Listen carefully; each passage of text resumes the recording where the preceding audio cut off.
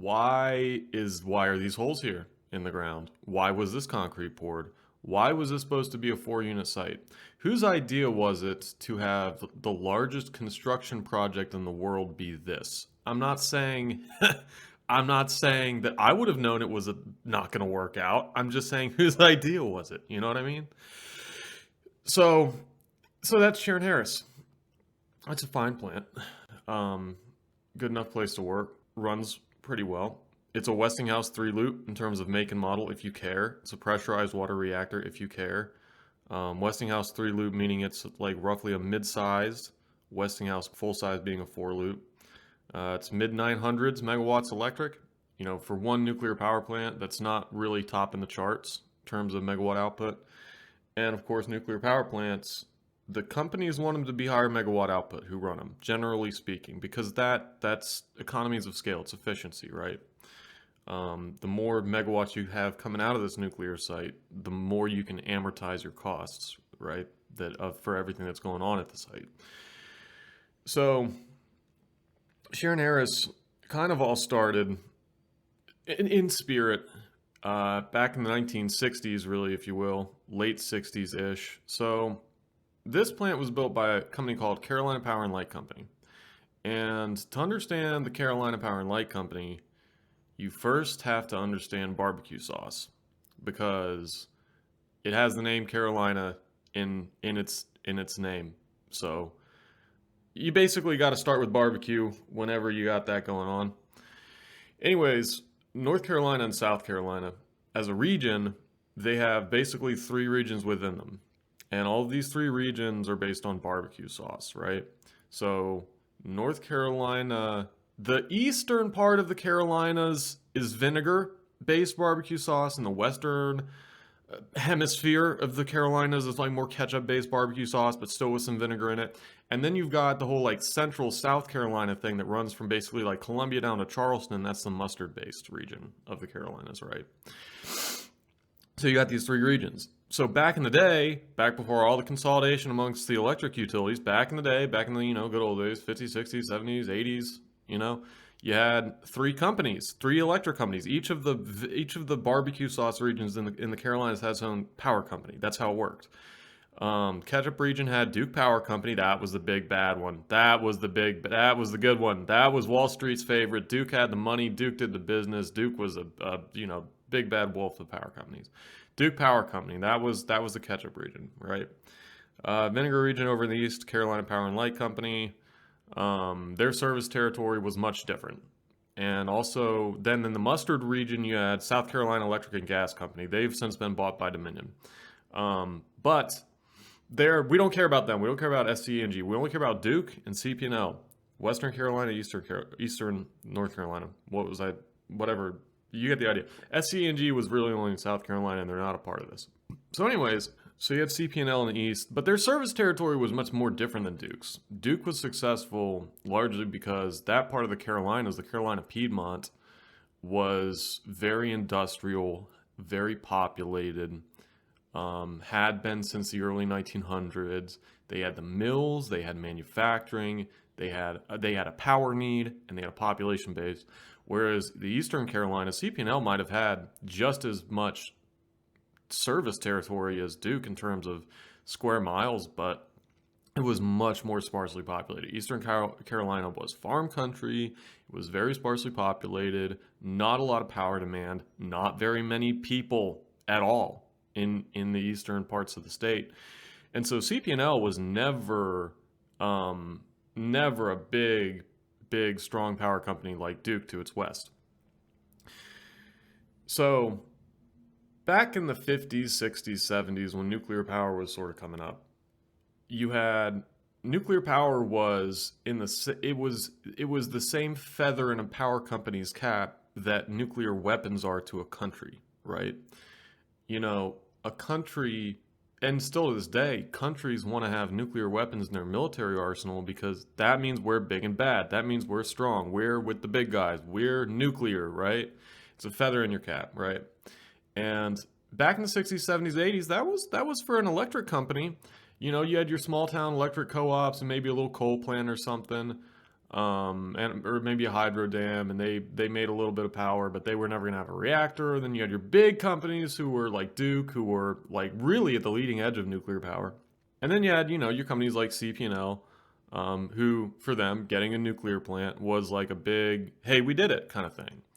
So mid to late 60s, I believe it was 1967, Carolina Power and Light Company, CP&L, that's the Harris company. Anyways, they broke ground on their first nuclear plant, which was called Robinson. That's in central South Carolina. And they completed that plant really fast. I say they. It was not really so much they. Because actually that's important. The way CP&L built that plant was CP&L went to Westinghouse, who is a reactor vendor. And CP&L said, hey, we've got this site in South Carolina. Please sell us a turnkey nuclear power plant. Okay? We're going to pay you this much money, and give us a call when it's done. That was how that one went down. CP&L did not have its hands much per se in the engineering, construction, or architecture of H.B. Robinson down in South Carolina. They pretty much handed over everything to Westinghouse. Westinghouse built the plant. And you also have to understand this is going on late 60s, early 70s. So this is pre 3 Mile Island. So building a nuclear plant back in these days, I think Robinson was a $400-300 million plant. Cheap, easy, quick. They started building in 67. They finished in 71. Bam. Like, that's fast. That's quick. 4 years? Blisteringly fast to build a nuclear plant. You could do it back then. You can't do that now. Can't even come remotely close. Anyways, that was Robinson. So this is all happening.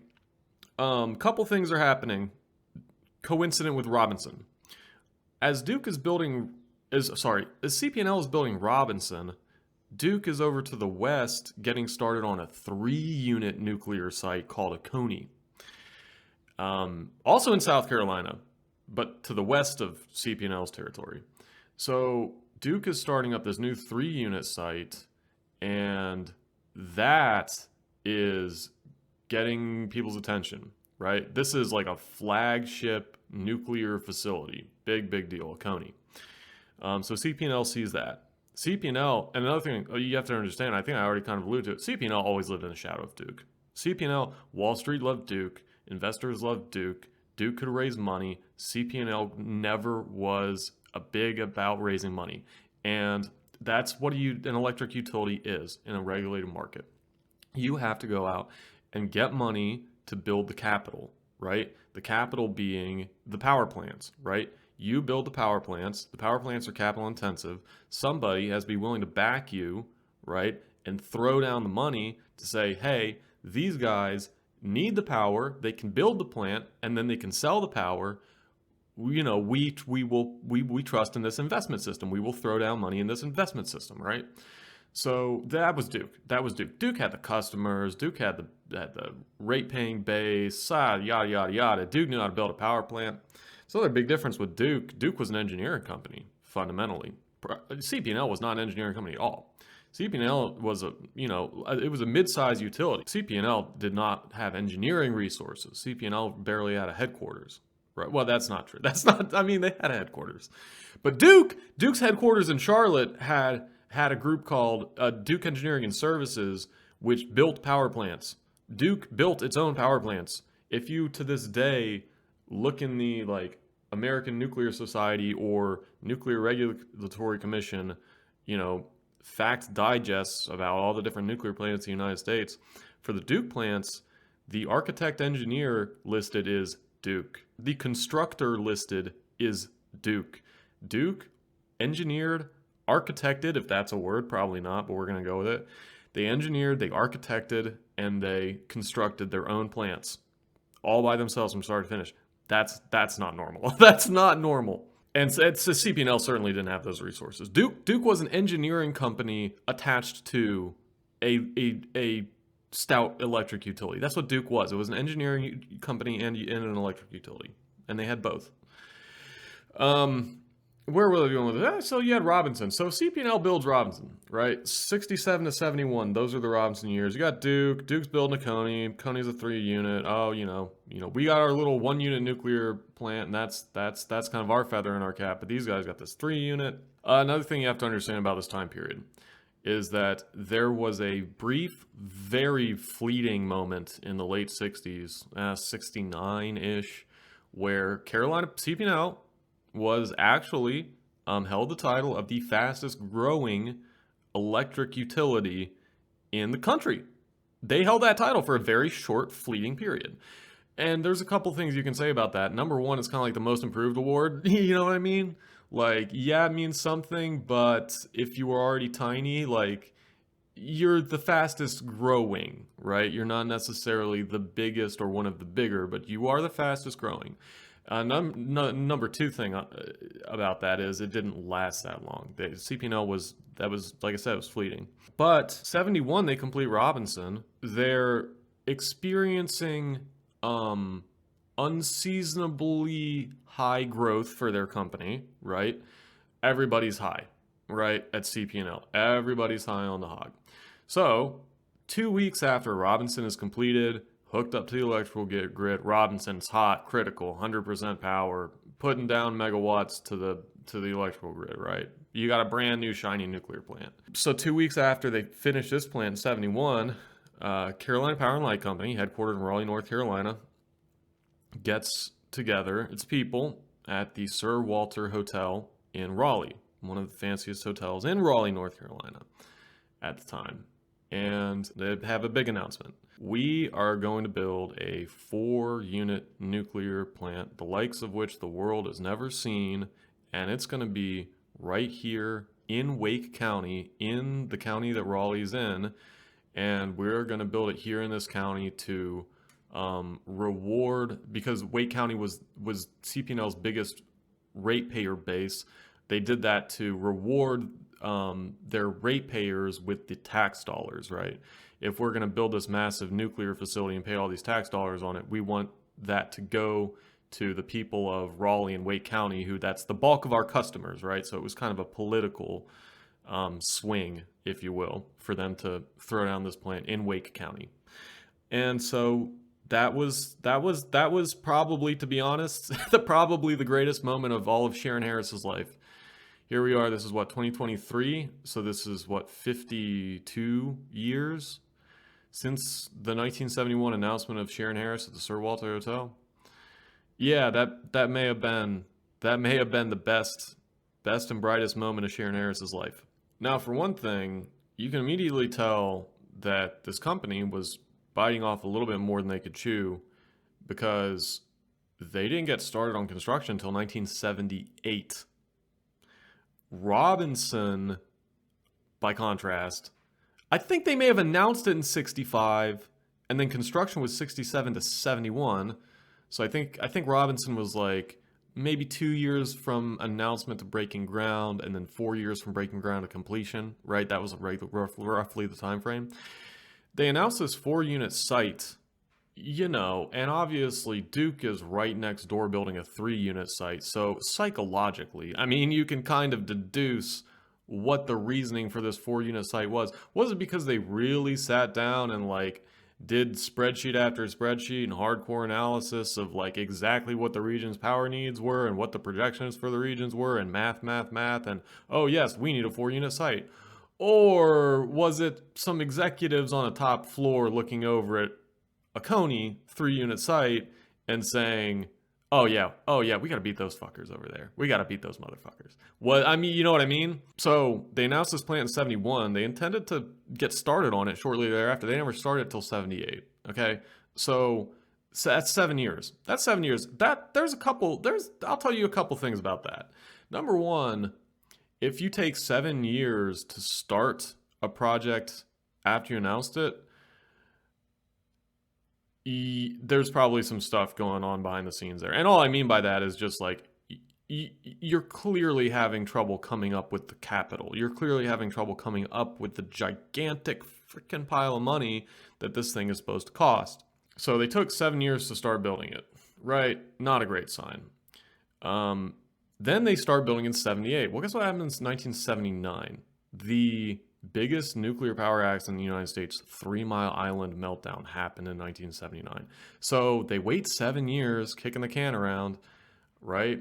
Now, okay, well, here we're going to get started on this 4-unit site that we came up with 7 years ago, and now the hangover is kind of over and whatever, but I guess we're going to do this. And then TMI happens. The whole industry shuts the fuck down.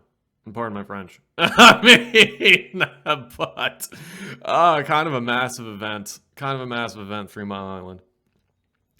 It shuts the whole industry down and makes everything way more expensive. So, like, if you are in Shearon Harris's place and you just got started on construction, right, for you to actually get, licensed to go online and complete the plant, at this point, you are now facing extreme additional costs that are required, because in the wake of TMI, basically the federal government went back to the regulatory drawing board and said, oh my god, no, we got to tighten up this industry, you got to do this, and this, you guys got to run a way tighter ship, nuclear plants are going to cost more money to build, you got to have all this extra stuff, they're going to cost more money to run, and all for good reasons.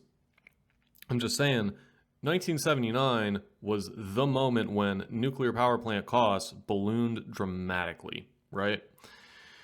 So, like we said, 1971, this company's coming off a little bit of a high. They're having a bright spot in their growth. They just finished Robinson. Now they're going to do this 4-unit site. 7 years later, that's not the truth anymore. 7 years later, the sort of high growth is kind of faded. And an interesting quote I remember seeing now was, back when they very first announced Harris in 71, it was largely based off the fact that they had that growth spurt. And there was actually a guy on Wall Street, some kind of banker, financial man of some sort, whose reaction to the announcement of the Shearon Harris 4-unit site was, Carolina Power and Light Company is engaging in flights of fancy in which I would not indulge. I have not seen that newspaper quote in a few years. I don't remember where I found it. It is on the internet somewhere. You can find it. But those words really stuck out to me. That when CP&L announced the plans for this plant, this guy from Wall Street was in the newspaper recorded saying this quote. It's funny, that guy said that back in the early 70s. And now as like a modern nuclear plant worker, you walk around these 3 giant concrete holes and you ask yourself what happened. And it's like, if you're willing to trace it back, there is a what happened. There is a whole story. Shearon Harris is a whole story. So, what else happened with Shearon Harris? What else happened with Shearon Harris? I'll tell you another thing that happened with Shearon Harris. And this was something I picked up from working with somebody who was there for construction. Is Shearon Harris was, once again, it was Duke it was CP&L trying to copy Duke. Like I said, Duke engineered it was the AE engineer architect, and it was the constructor for all of its own nuclear power plants, in addition to its coal plants, et cetera, et cetera, et cetera. Right? CP&L, Robinson had been a turnkey unit. CP&L went to Westinghouse Reactor Company, and they said, hey, build us a plant, calls when it's done. And CP&L was going to do something totally, totally different. CP&L was going to be the general contractor for this plant, right? CP&L was going to GC this plant. Totally different than what they'd done with the earlier ones, because they wanted to be more like Duke. Now, CP&L did not have the in-house engineering resources that Duke had. So CP&L couldn't really be the engineer architect or the constructor. As a matter of fact, Basco was the AE for Shearon Harris. Floor Daniel was the constructor. But for whatever reason, CP&L wanted to make itself the general contractor, rather than just buy a turnkey unit from Westinghouse or GE like it had done in the past, which had worked for CP&L. And looking back, that did nothing but add an extra layer of complication that company was not prepared to be responsible for. They just weren't. They weren't that. They were trying to play up as if they were like a bigger company than they were, and they weren't. Anyways, that's one of several mistakes that CP&L made, but it really all goes to reinforce the the general point, which is that Shearon Harris and the whole idea that they needed this thing to be 4 units was all really, like, in my estimation, being a person who has spent some time around Shearon Harris, and I know it and I know its story, my feeling is that it was that a lot of what Shearon Harris's story comes down to is corporate hubris, and and also the sort of the shift from a post-war America in like the third quarter of the 20th century to America in the last quarter of the 20th century, where money was just no longer infinite, right? And companies couldn't just, do giant things just because they felt like it. But anyways, now it's 1978 and they're getting started. Like I said, the high's worn off, the hangover's worn off. TMI happens, 1979, a year into construction, blows up the whole industry. Okay, so now the costs of your 4-unit site you could barely afford have quadrupled, maybe quadrupled, maybe they've gone up by a factor of 10. I mean, they've increased dramatically, would be the understatement of the century. The costs of this thing that you could already probably not really afford have skyrocketed, and then some, due to TMI. Okay, that's 79. So 79 happens. What happens in the early 80s, late 70s? Economy slow down, the inflation and the interest rates go up. That was another thing that was always, that I always heard from the old timers, was one of the reasons why the Shearon Harris units ultimately got canceled. So just to lay it out there for you, units 3 and 4 got canceled in 81. I believe it was December of 81, if I'm remembering right. Unit 2 got canceled in December of 83, right? So exactly 2 years later. Units 3 and 4 got canceled in 81. Unit 2 got canceled in 83. So basically, you have TMI, costs skyrocket, right? And then immediately as TMI is happening and costs are skyrocketing, what else is happening? Inflation is skyrocketing, meaning costs are skyrocketing, and interest rates are skyrocketing. So now this plant that you needed to finance, because none of these nuclear plants, they all start out mortgaged. They all start out with a lien. They all start out with a loan. Some of them are paid off. Some of them, now that we have 40, 50, 60-year-old plants in this country, there are some out there that are paid off. I think Robinson is fully paid off. I don't think they have a payment on that one anymore. Good for them. But like, I'm pretty sure, I know Shearon Harris is not paid off. They still have a loan on that one. And you get what I mean, though. All these are like houses when you build them. They do come with a mortgage, and that mortgage comes with an interest rate. So here you are, TMI skyrockets your cost. Then you're hit by inflation and interest rates going through the roof. All of this happening at once in the late 70s, early 80s, right as they were starting on this 4-unit site that was probably a little bit more than they needed or could afford to begin with. Oh yeah. I mean, it is an absolute miracle that they got 1 unit off the ground. It is an absolute miracle. And I really truly believe that Shearon Harris only exists as a out of pride, as a way to salvage what shred of pride was left for that project, which was supposed to be the flagship of the entire company. Decades in the making, flagship site for this company, right? Which, I mean, you couldn't just walk away with nothing, right? So they did at least start up Unit 1 in 1987, which, I'm not complaining. There's a lot of us that got our first houses and built up our 401ks and got cars and you name it based on the careers we had at Shearon Harris. And it's not a bad plant. It's not a bad plant. It's a good plant.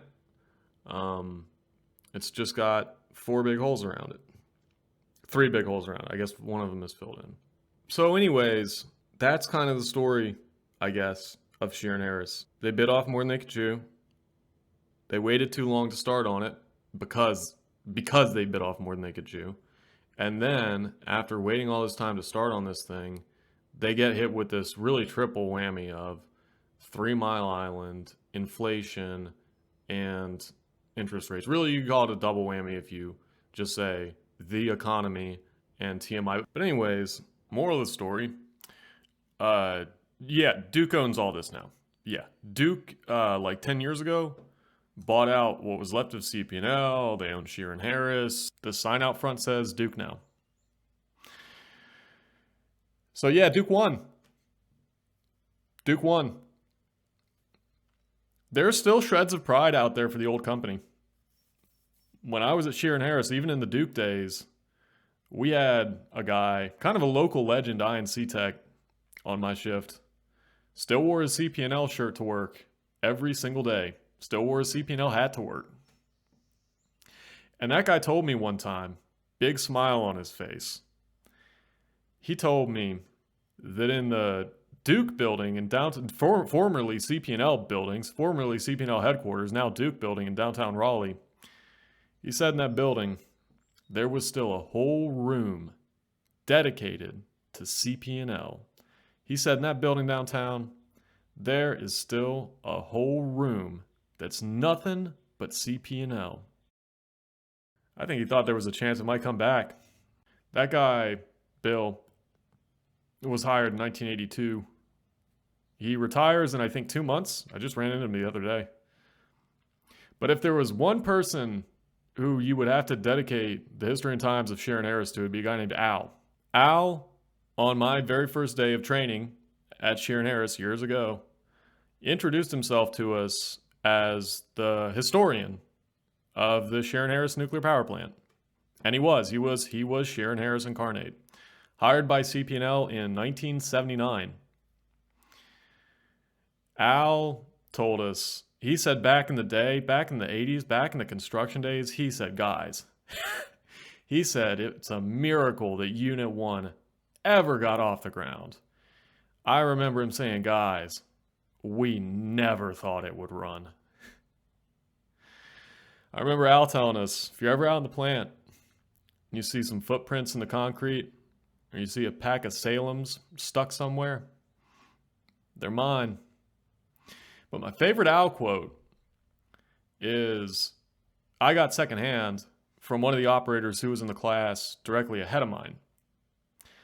Back when they were all learning from Al, Al took all the new guys out on the smoke pad for a cigarette one day. And Al points out at the big grassy field, now it's a grassy field, north of the plant. Used to be a parking lot. It was the construction parking lot back in the day. Now it's just a big grassy field. Al points out in the field with a cigarette, handshaking like a leaf, and he says, boys, back in the construction days, that north parking lot out there was sex, drugs, and rock and roll. Man could lose his whole paycheck out there in a matter of minutes.